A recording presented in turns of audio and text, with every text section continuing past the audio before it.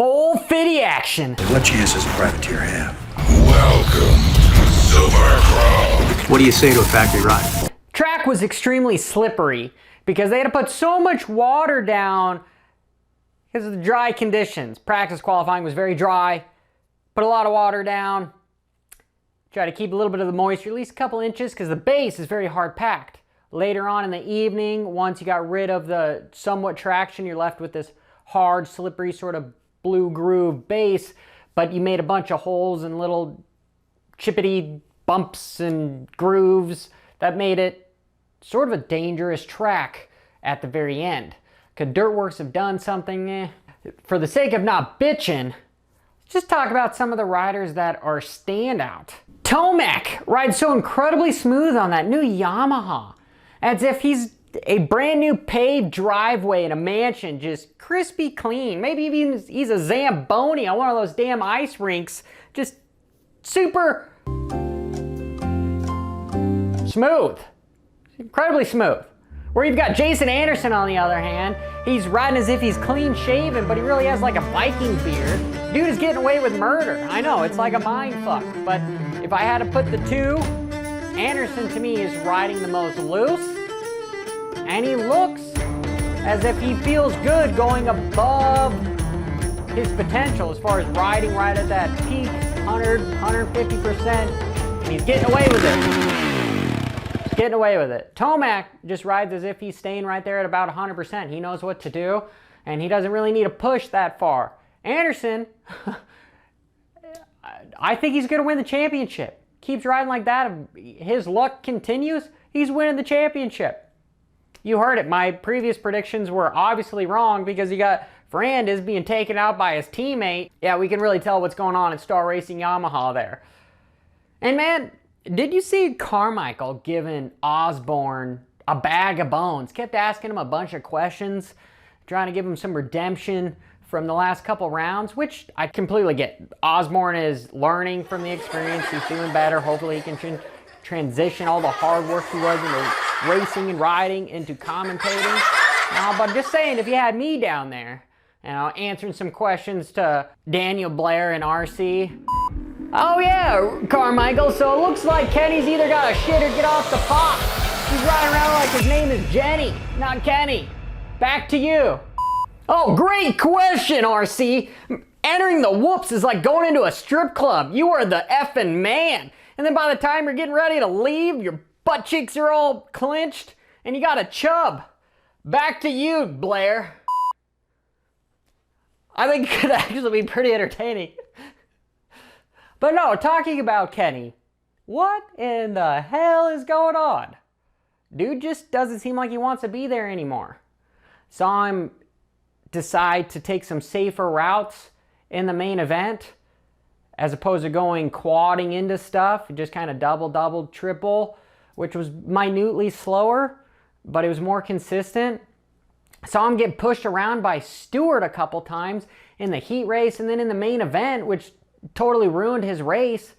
It's one of those things where if you want to be a freeze, sometimes it's better to be the bad guy.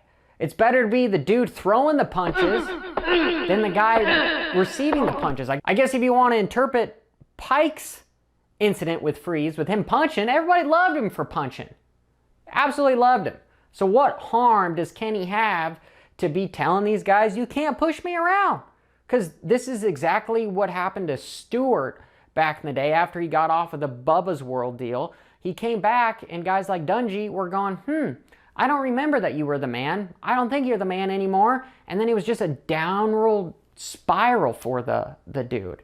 Is this the same thing that's happening to Kenny? Is this the last we've seen Kenny? We see thumbnails on the internet saying that he's done and blah, blah, blah. I don't want to see that because dude has been impervious to circumstances, has just overcome so much shit that I'd like to see him not just win some races, but win some championships before he's completely done. However, his stock is declining considerably, especially when you got guys like Sexton coming on board. And I guess we'll end with KTM. Marv seems impressive.